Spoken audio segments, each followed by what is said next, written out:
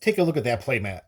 You see how those dragons have those knights tied up and they're just playing with them like they're toys? They're just toying around with the tied up knights? That's going to be you with your opponents if you build the following Miirym deck. This is MTG Burgeoning, and in this video we are going to update and upgrade our Mirrym Sentinel Wyrm EDH deck. But before we get to the updating and the upgrading, let's take a look at exactly what Mirrym does. Here we have a 6/6 Dragon Spirit with Flying in War 2 for 3 and Teamer colors. Whenever another non-token dragon enters the battlefield under our control, we create a token that's a copy of it, except the token isn't legendary if that dragon is legendary. Yes, they actually did make a dragon that does this. Can you believe it? And it still hasn't been banned in the EDH format. Advantage us. And in this video, you're going to see exactly what Miirym is all about. We're going to put 3 cards in that make this deck even better, even more grown-worthy to that of my play group. All right, so you know what Miirym does. So we're going to get right to the 3 cards that are going to go in, and you're going to love them. If you're a Miirym fan, these cards may already be in your dragon deck. Card number 1 going in, that is the Broodcaller Scourge. Here we have a 5/7 dragon with flying for 5 and 2 green mana. Whenever one or more dragons we control deal combat damage to a player, we may put a permanent card with mana value less than or equal to that damage from our hand onto the battlefield. In this particular build, we are all about cheating our dragons into play.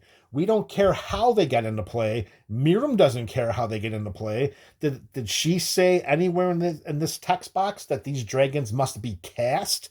No. Nothing like that appeared on that card. So Broodcaller Scourge is just going to act as another delivery system for us to get dragons out of our hand onto our side of the battlefield, triggering Miirym and making even more dragons. Broodcaller is in, and it is going to be a fantastic addition to Miirym decks everywhere. All right, with 1 dragon card going in, generally a dragon card comes out. That's usually how these Up and Up series episodes begin. I shouldn't say begin, that's usually how they begin, traverse, and end. We find 1 card that's better than a current card in the deck that matches the same card type. That doesn't always apply. Sometimes we have to do a little bit of a crossover, and we may actually see that during this episode. But for right now, Broodcaller Scourge as a dragon goes in, and it's going to replace the Earthquake Dragon. Now here we have a 10/10 Flying Trampler for 14 and 1 green mana, but of course we're never spending 14 and 1 green mana on this build because the Earthquake Dragon costs X less to cast, where X is the total mana value of dragons we control. We can also pay 2 and a green mana and sacrifice a land to return Earthquake Dragon from our graveyard to our hand. Does that sound like it's good? It is pretty good. I'm not saying that the Earthquake Dragon cannot be a beater. I mean, it is a 10/10 Flying Trampler. That's not going to take too many swings to make an opponent go bye-bye. But we are nearing the age, if we haven't already gotten there, and this even extends to a powerful tribe like dragons. If you are not giving us more on a card other than just a big, beefy, trampling, evasive body, you have to get got. I want to keep the Earthquake Dragon in here, but Miirym's ability allows us to not really have to worry about losing a 10/10 Trampler. It comes into play, it does nothing else. We can send it into combat. It's a formidable attacker. Of course it's a great blocker, but we're not holding our dragons back to block. They're on our side of the battlefield to turn sideways to make our opponents cry. But the Earthquake Dragon only does that. Not that we need to find other ways to win other than combat, but what else are you giving me? You're just a big old stompy. You're a Gulta. You're a Gulta in a dragon deck, and there are other big tramplers. There are other big evasive creatures. Maybe not exactly 10/10, because Broodcaller Scourge is only a 5/7, but what Broodcaller Scourge's ability allows us to do is to put things onto the battlefield that will end up being even better than 10/10s, greater than 10/10s. And with that in mind, we got to get rid of the beater, and we just got to put cards in that synergize more with the theme of this build. And that's exactly what we're doing. Brood Callers going in because it lets us cheat more dragons into play, triggering Miirym even more, and we're taking out Earthquake Dragon because all it does is attack. That's really what we're doing. All right, that's one dragon swap straight up. What is card number 2? Oh, baby. This one's going to pair with Miirym better than peanut butter and chocolate. We have, yeah, you thought I was going to say peanut butter and jelly, didn't you? Peanut butter and chocolate. All right, we have Mirrym of the Unwritten. We have a 7/7 flying trampling spirit dragon for foreign teamer colors. When Mirrym enters or attacks, look at the top 8 cards of our library. We may put a dragon creature card from among them onto the battlefield, and we put the rest on the bottom of our library in a random order. Note that this is not just an enter the battlefield trigger. This also happens whenever Mirrym attacks. Just imagine we have Miirym on our side of the battlefield. We get Mirrym into play. Miirym triggers, Mirrym triggers. We have Miirym put a token copy of Mirrym into play. We get to keep the token, even though the legend rule says we have to sacrifice one of them. Remember, Miirym says the token isn't legendary if that dragon is legendary. So then what we're dealing with is we have 2 Mirrym triggers that allow us to go the top 8 of our library 2 times. We find a dragon, we put that dragon into play, we trigger Miirym again. We look at the next top 8 cards, find another dragon, put that into play, trigger Miirym again. You see what ends up happening? We have Miirym in play by herself, we get Mirrym into play, and suddenly how many more dragons do we have? Miirym was our first dragon, Mirrym comes into play, token copy. These 2 have enter the battlefield triggers. They put a dragon into play each if we can get one in the top 8, which hopefully we will be able to do that. They each come into play. They trigger Miirym, putting 2 dragons into play. 2, 4, 6. Look at that. Look at the number of dragons. We have an entire flight of dragons just getting Mirrym onto our side of the battlefield with Miirym in play. Unbelievable. Mirrym may be the very first dragon you want to put into a Miirym build, and that's saying a lot because we've got Terror of the Peaks, we've got Scourge of the Throne, we've got other dragons in here that would really make you think about top 5. But right now in a vacuum, look at what we can do with Mirrym. You know what? After we finish talking about what cards are going in and what cards are going out, let's see exactly what would have happened if we would have done that exact same play. Mirrym is going in, and it's going to be a mainstay. I cannot wait to see what happens. I'm sure my opponents can wait for a very long time. Now, here with Mirrym going in, we needed to find a card to come out in its spot. Now, as we were talking about earlier, usually we were looking for card for card. So if a creature was going in, a creature was coming out. Here, we couldn't do that because we identified a different card to come out that I thought acted as a win condition. I think it's very safe to assume that Mirrym could be a win condition in a lot of different ways. I mean, we're not even talking about if Miirym is on our side of the battlefield and we also have a Scourge of Vulcus or a Terror of the Peaks. If we put Mirrym into play with Miirym and one of those 2 dragons are in play, the game is probably over. So we can consider Mirrym a win condition. Also keep in mind, it's not just an ETB trigger with Mirrym. It's whenever it attacks too. So with that in mind, we went win condition for win condition here in this swap. So with the win condition of Mirrym going into the 99, the win condition of Comet Storm came out. Now, it may not seem like this is a huge win condition, but please keep in mind, we do have a nice, tight, impactful treasure token sub-theme woven into the 99 of this dragon deck that makes casting a game-winning Comet Storm easier than Sunday morning. Not as fun as doing all of the shenanigans of Mirrym and Miirym, but I'll tell you, it's going to be something else to see that happen. So everybody's pretty familiar with Comet Storm. It is a commander staple. It's X and 2 red with multi-kicker 1, which means that we may pay an additional 1 mana 1 generic mana any number of times as we cast the spell. We choose any target and then choose another target for each time Comet Storm was kicked, and it deals X damage to each of them. So if X is 20 and we kicked it 3 times, we're probably throwing 20 points of direct damage to each of our opponents. Very quick, very to the point, very game overish. Not as fun as Temur Dragon Trickery. That's what we're doing here with Ureni. That's what we're going to do here with Miirym. And boy, oh boy, is it going to be fun. So, win condition of Ureni in. Win condition of Comet Storm is out. All right, we got one more swap for today. It's another dragon. We're really upgrading the dragon quality in this Miirym deck. And I promise you, it did not need it. Of all of the decks in the Burgeoning Commander catalog, and there are several that haven't even been showcased yet on the channel, there may be maybe 4 or 5 in the collection right now that elicit more groans, sighs, and eye rolls than this Miirym build when it comes to all of the members of my playgroup. It is actually a deck, depending on who is in the playgroup at the time, that I must announce that I would play with before I even sit down at the table. Yeah, that's how feared this deck is, and they haven't even seen Ureni yet.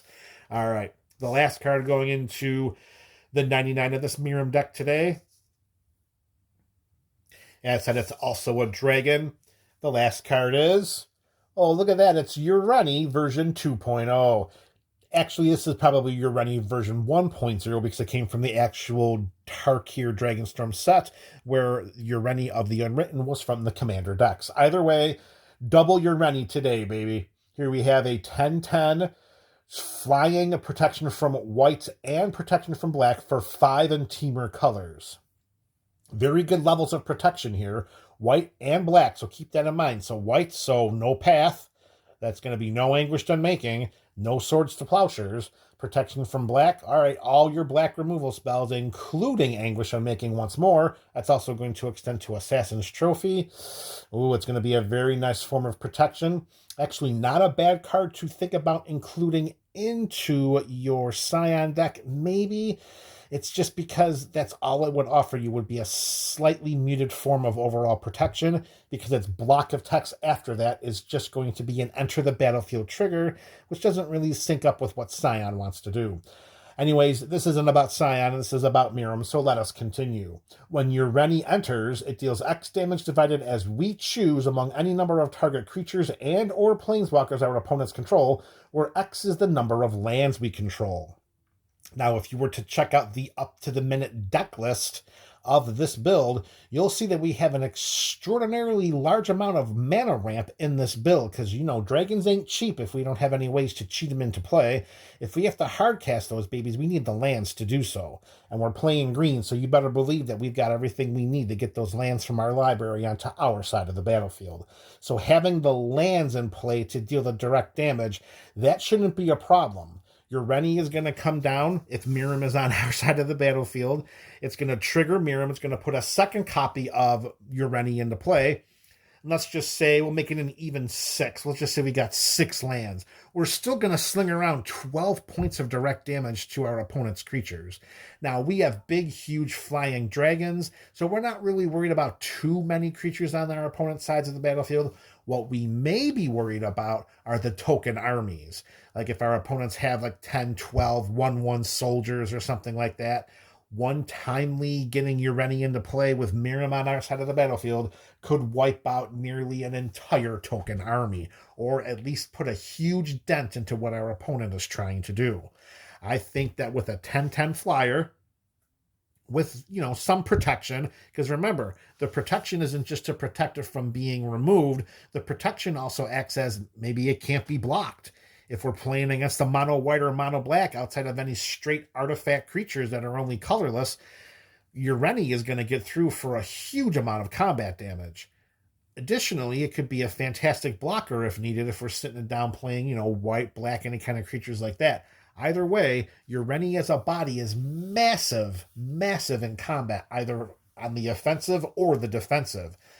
It's the direct damage that we're in love with right here. And all it is an enter the battlefield trigger. And if Miirym is in play with us, when your Rennie hits, we're going to be able to double that damage.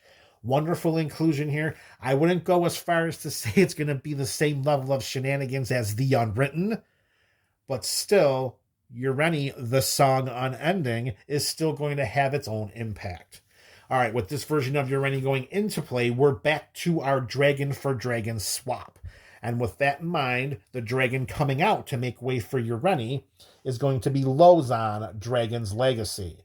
Here we had a 4/2 flying Dragon Shaman for 3 in Izzet colors, and whenever we cast an adventure spell, which I'm not sure we might have Monster Manual, the Monster Manual side, it might be our only adventure, I think. Is that even an adventure? I think it might be. All right, so whenever we cast an adventure spell or dragon spell, we have lots of dragon spells, Lozan, Dragon's Legacy, deals damage equal to that spell's mana value to any target that isn't a commander. So let's talk about Lozan's limitations here with its abilities. We don't have many adventure spells in this build, so we can't really count on that. We do have lots of dragon spells, but we have a lot of ways to cheat these dragons into play. Here, right there, with your Rennie of the Unwritten and with Broodcaller Scourge, there are 2 ways that we can get dragons into play without casting them. And those dragons that are coming into play, they're not going to trigger Lozan because they're not being cast. So Lozan's ability to fling this direct damage, it's very restrictive to just casting dragon spells. Yes, there are times that we are going to straight hard cast a dragon spell here and there, but it's not going to be frequently enough to justify investing 5 mana into just a 4/2 flyer. Yes, with Miirym in play, the direct damage trigger will double, and we'll be able to sling that damage to 2 targets, but even the direct damage is a bit restrictive. We can't target a commander. How many times are you at the how many times are you at the EDH table when you need to take out a commander? Lozan can't do that because, let's face it, if you're lucky enough, I shouldn't say lucky enough, if we're unlucky enough to have to hard cast a dragon spell to trigger Lozan, that direct damage can't even be targeting a commander. However, your Rennie, Song of the Unending, or the Song Unending, if it gets into play, guess what? It's an enter the battlefield trigger. We can sling that damage to any creature, to any creatures or planeswalkers our opponents control, even if they are commanders. So I think this is a very fair swap. I get the fact that there is a chasm-like difference in mana values here. We're replacing a mana value dragon of 5 with a mana value dragon of 8. But again, I'm just going to fall back on the stance that we have so many ways to cheat our dragons into play in this deck that we're not even going to really worry about it. And plus, if we hit with an Ancient Copper early, if we get some of those treasure tokens produced, remember, we've got Gannix in this deck too. If we get a ton of treasures, we're not going to have trouble getting your Rennie into play. And plus, we have all of the mana ramp that we were talking about earlier. I think that that's going to be a much more impactful swap. I really do believe that your Rennie is going to do a much better job of controlling the battlefield than Lozan did. And I'm not going to miss any of these 3 cards. I really will not. Earthquake Dragon, Comet Storm, and Lozan, with these 3 in their spots, come on. I don't even think it's fair. The power level has just been ratcheted up, and this Miirym deck is going to be even more powerful.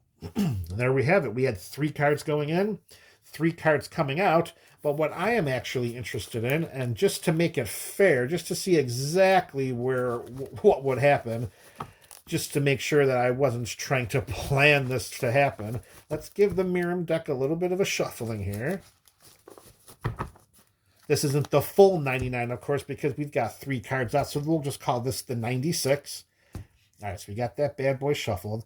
Let's just slide these cards out of the way because these are the cards that are going to be coming out. We'll just put them right over there. These guys are going to go right over here. And then we have our Rennie. We've got Miirym is in play, folks. Miirym is in play. We'll just say we get your Rennie is now in play. So we get to choose how we stack up our triggers. Do we want to have Miirym trigger first, or do we want to have your Rennie trigger first? Because that trigger will go on the stack first, and then the second one will trigger. So let's just say we're going to have Ureni's trigger happen first. So that goes onto the stack first. Then Miirym's copy trigger will happen second. So then Miirym's copy trigger comes off, puts a copy of Ureni into play. That goes onto the stack. So now we have back-to-back Ureni enter the battlefield trigger. So we're going to search our library. We're not search 1, 2, 3, 4, 5, 6, 7, 8. We'll look at the top 8 cards of our library. See what dragons we can pull here. Mindstone, Blasphemous Act. Oh my goodness. Oh, thanks a lot, Miirym. I was trying to showcase the power of this. 5, 6, 7, and you just screwed me.